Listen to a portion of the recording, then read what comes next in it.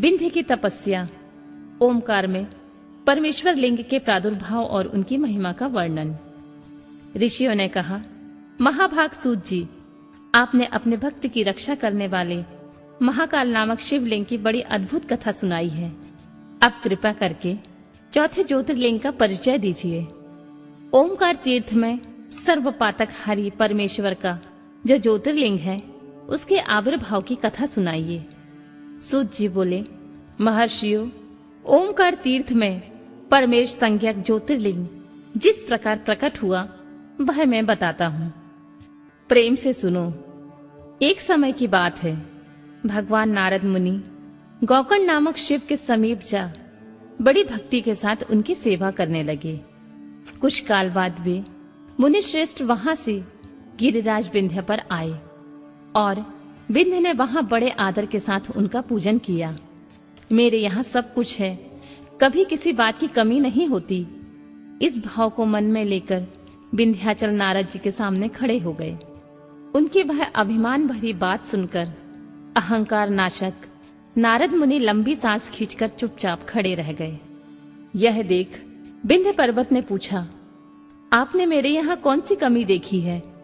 आपके इस तरह लंबी सांस खींचने का कारण क्या है?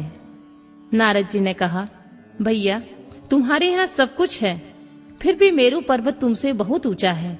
उसके शिखरों का विभाग देवताओं के लोकों में भी पहुंचा हुआ है, किंतु तुम्हारे शिखर का भाग वहां कभी नहीं पहुंच सका है। सूत जी कहते हैं, ऐसा कहकर नारद जी वहां से जिस तरह आए थे उसी तरह चल दिए। परंतु विंध्य पर्वत मेरे जीवन आदि को धिक्कार है, ऐसा सोचता हुआ मन ही मन संतृप्त हो उठा। अच्छा, अब मैं विश्वनाथ भगवान शंभु की आराधना पूर्वक तपस्या करूंगा।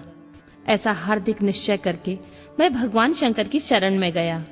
तदनंतर जहाँ साक्षात ओमकार की स्थिति है, वहां प्रसन्नता पूर्वक जाकर उसने शिव की पार्थिव मूर्ति बनाई और 6 मास तक निरंतर शंभु की आराधना करके शिव के ध्यान में तत्पर हो वह अपनी तपस्या के स्थान से हिला तक नहीं।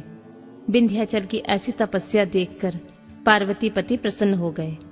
उन्होंने विंध्याचल को अपना वह स्वरूप दिखाया जो योगियों के लिए भी दुर्लभ है।